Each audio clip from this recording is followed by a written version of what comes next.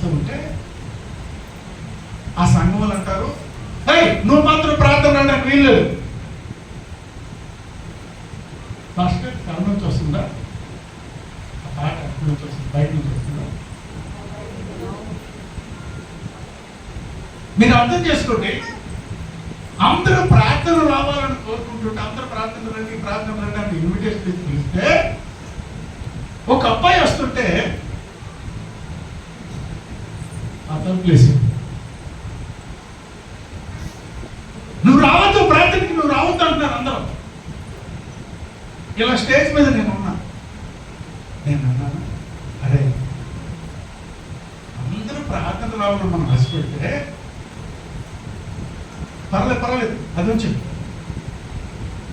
కట్టెలు తీ గాలి వస్తుంది, ఇక్కడే సముద్రం వస్తుంది, ఆపేసి.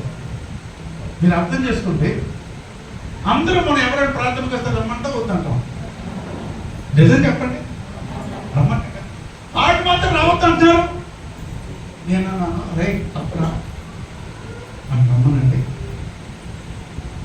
వద్దాయి గారు సంగతి మీకు తెలియదు అంటున్నారు. పర్వాలేదా రమ్మనన్నా, నా గౌరవించి అని రమ్మను. ఇలా నా ముందర కూర్చుండే నేను సామాన్యంగా వాక్యం చెప్పిన ముందు పాట ఆ పాట పాడినప్పుడు వాడు అక్కడ అలా డ్రమ్ ఉంది, ఆ డ్రమ్ ఆ పిల్లడు కొట్టాడు కదా, ఆ డ్రమ్ తీసుకొని కొడుతున్నాడు. డ్రమ్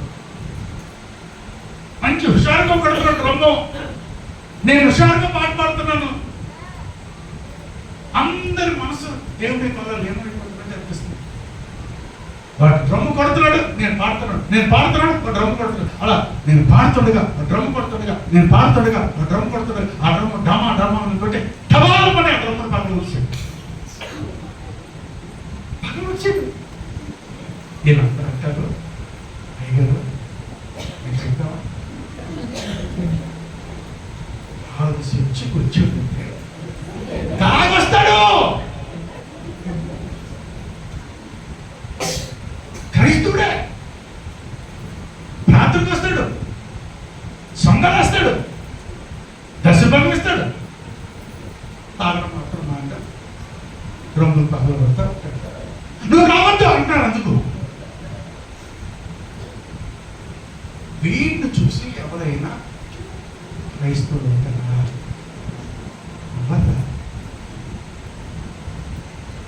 దేవుడికి కావాల్సింది దేవుడు.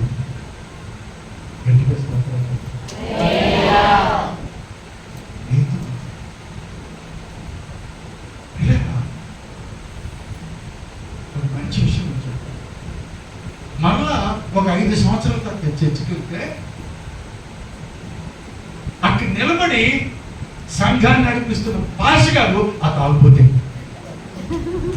చెప్పండి, మర్చిపోయిందిరా నాకు. ఆ తాగుబోతు, ఆ పాపిస్తాడు, ఆ దుర్మార్గుడు దేవుని మందిరం ఆలోచన లేకుండా అతి పరిశుద్ధ స్థలంలో అడుగు పెట్టాలని ఆ పరిస్థితుల్లో ఉన్న ఆ మందిరంలోకి అడుగుపెట్టి ఆ పాపాన్ని పనులు చేసి పాపిస్తాడు. దేవుని వాక్యం ద్వారా నీతిమంతుడుగా మారిపోయాడు. దేవుని వాక్యం ద్వారా మారు మనసు పెట్టాడు. దేవుని వాక్యం ద్వారా సమర్పించుకొని సేవకుడిగా మారిపోయాడు. చాలా ఏడ్చాడు.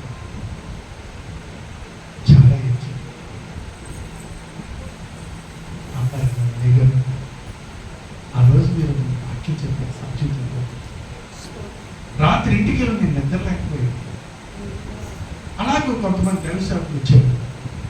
ఒక్కొక్కరు చెప్పిన వాక్యం ఆ మాటలు పెట్టి నా గుండెల్లో మార్పు వచ్చాయి.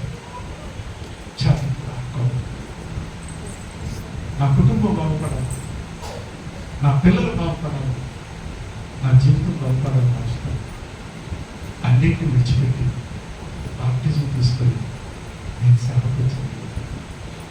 నన్ను నీతిమంతులుగా చేసింది ఈ వాక్యం. నన్ను నీతిమంతులుగా చేసింది సేవకులు. నన్ను నీతిమంతులుగా చేసింది నా భార్య, స్త్రీల సంఘం. మా ఇంటికి వచ్చి ఎన్నోసార్లు కన్నీటి ప్రార్థన చేశాను.